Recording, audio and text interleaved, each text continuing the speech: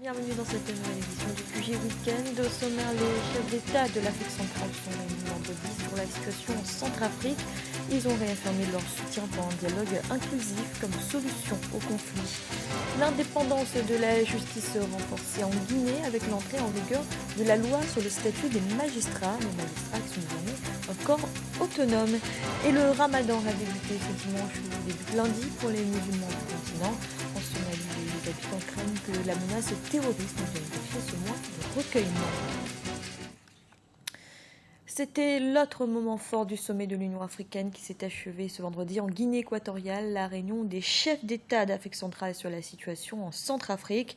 Dans le communiqué, les dirigeants réaffirment leur soutien à la présidente centrafricaine ainsi qu'à la voie du dialogue comme solution au conflit.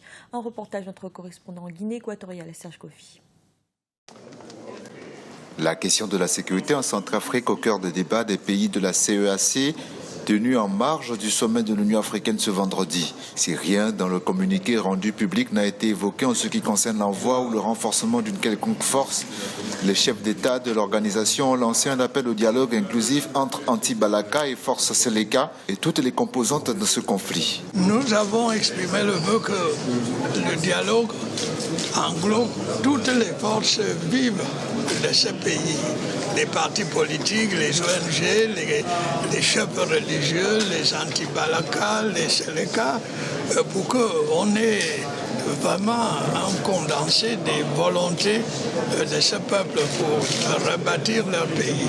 Nous sommes en arrière-plan pour les aider et nous aiderons aussi à ce que le dialogue soit constructif. La Centrafrique, qui a encore été secouée par des attaques dans la région de Bambari cette semaine, montre que la situation est urgente. Les faits sur place montrent que la démobilisation, désarmement et la réinsertion assurée par l'Union africaine restent une question urgente. La médiation de Denis Sassou Nguesso continue dans ce conflit afin d'aider à reprendre le chemin du dialogue. Lors de ce sommet, nous avons pris la décision d'organiser à marge du sommet de l'Union africaine une réunion de concertation sur les différentes questions.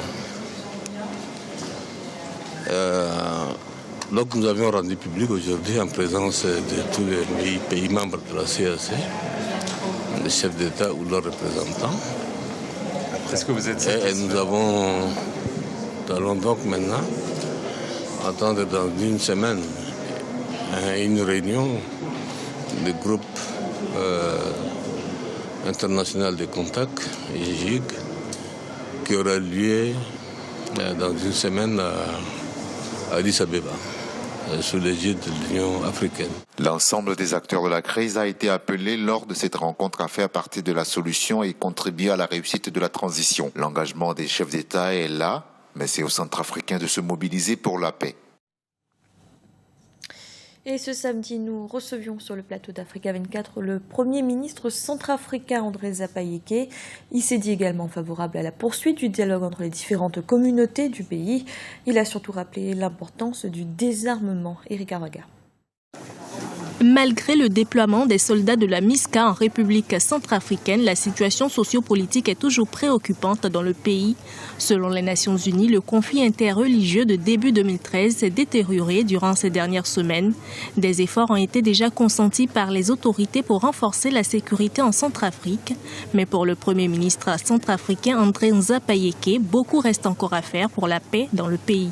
Il faut qu'il y ait une meilleure collaboration avec les autorités nationales, une meilleure coordination de nos actions et que nous allons tous, par exemple dans le domaine du désarmement, il faut qu'on fasse un peu plus que ce qui se fait jusqu'à maintenant. Il n'est pas acceptable que devant les forces qui sont mises à nos dispositions, des gens continuent à se balader avec des armes sans qu'on les désarme. Je pense qu'il faut qu'on aille au-delà de cela. Le retour définitif de la paix et de la sécurité en Centrafrique passe nécessairement par le désarmement des milices sur l'ensemble du territoire et un dialogue inclusif. Pour le Premier ministre, le dialogue national pourrait permettre l'unité des Centrafricains. Le dialogue inclusif est absolument ce qu'il faut. Nous n'arriverons à une paix durable qu'à travers le dialogue politique.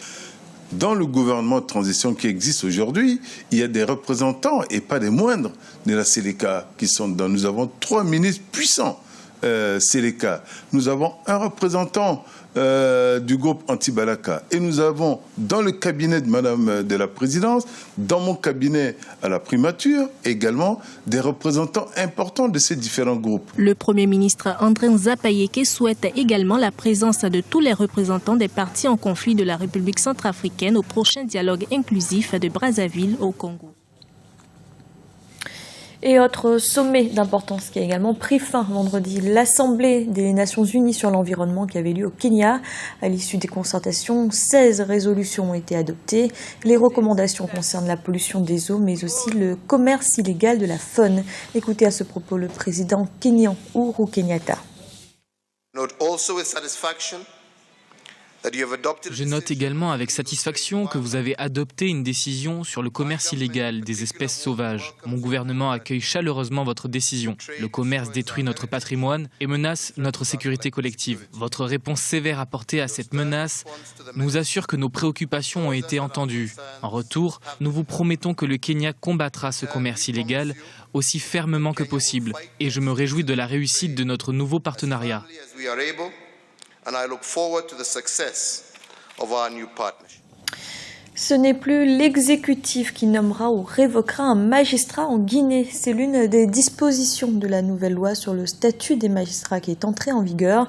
Un texte qui vient de fait renforcer l'indépendance de la justice. Un reportage de notre correspondant Mohamed Lamine Solano.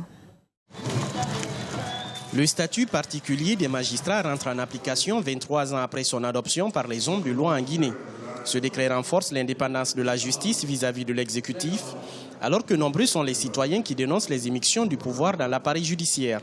Les magistrats sont désormais détachés de l'administration publique, l'occasion pour le garde des Sceaux d'interpeller l'engagement des magistrats.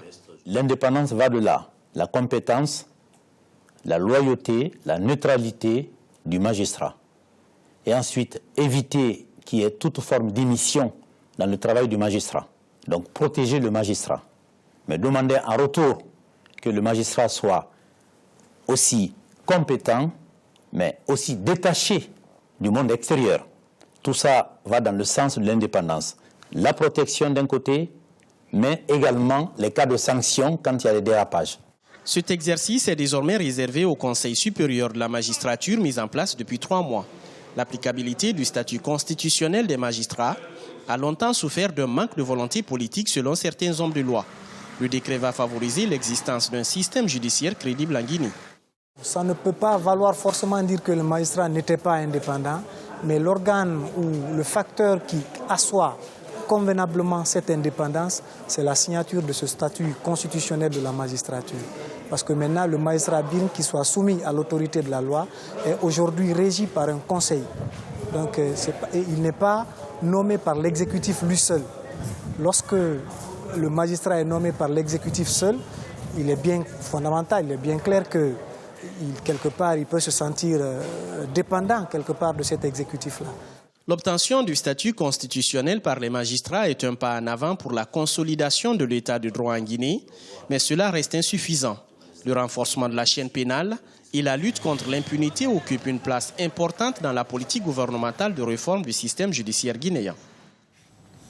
Dans l'actualité également, la Sierra Leone a annoncé vendredi l'octroi de 8 milliards de léones, soit près de 1,32 million d'euros, à la lutte contre l'épidémie de fièvre hémorragique Ebola qui sévit depuis le début de l'année dans 3 pays d'Afrique de l'Ouest. Ce financement est destiné à la campagne de sensibilisation et de prévention de l'épidémie. En Somalie, le ramadan débute ce lundi, mais pour les habitants de la capitale, Mogadiscio, la sécurité demeure l'une des premières préoccupations. Les attaques du groupe terroriste Al-Shabaab sont encore fréquentes malgré la présence des troupes africaines. Kessi Webi Martel. À partir du lundi 30 juin, les Somaliens musulmans vivront au rythme du ramadan. Un mois sacré au cours duquel ils ne pourront pas manger, boire ou encore fumer avant la tombée de la nuit. Habituellement, les derniers jours avant l'échéance sont consacrés aux derniers achats de produits alimentaires pour célébrer la rupture quotidienne du jeûne. Mais avec des attaques en pleine recrudescence, les islamistes Al-Shabaab pourraient bousculer les habitudes des fidèles, d'autant que le groupe terroriste n'a pas hésité à menacer les habitants de la capitale Mogadiscio de représailles. Pendant le ramadan, nous allons normalement à la mosquée à minuit, mais nous craignons pour notre sécurité. Nous nous préparons à entrer dans cette période, mais nous ne sommes pas très rassurés. Il pourrait y avoir des attaques ciblant ceux qui prient la nuit. Mais face au renforcement des forces de sécurité, certains habitants veulent rester confiants. Je suis convaincu que cette période de Ramadan sera plus sûre que les années précédentes parce que les policiers ont intensifié les patrouilles dans différents secteurs de la ville. Chaque soir, la police procède à des contrôles de voitures et des passants pour assurer une sécurité maximale. Il faut dire que les hommes de la MISOM, la mission de l'Union africaine sur place depuis 2010, se joignent aux forces de police pour sécuriser la zone. Nous prenons les mesures nécessaires pour assurer une sécurité maximale pendant la période du Ramadan. Pour ce faire, nous avons mis en place une force de police spéciale qui effectuera des patrouilles dans la ville et ses environs. Je tiens à rassurer la population de Mogadiscio, le gouvernement est prêt à les protéger contre toute attaque au cours de cette période. Mais personne ne semble être à l'abri des assauts du mouvement terroriste. Le 26 juin, les Chebab ont revendiqué l'attaque d'un hôtel dans le centre de la Somalie, hôtel où séjournaient justement des membres de la MISOM. C'était le journal de la rédaction. Merci de l'avoir suivi. Retrouvez dans un instant une nouvelle édition du QG Week-end.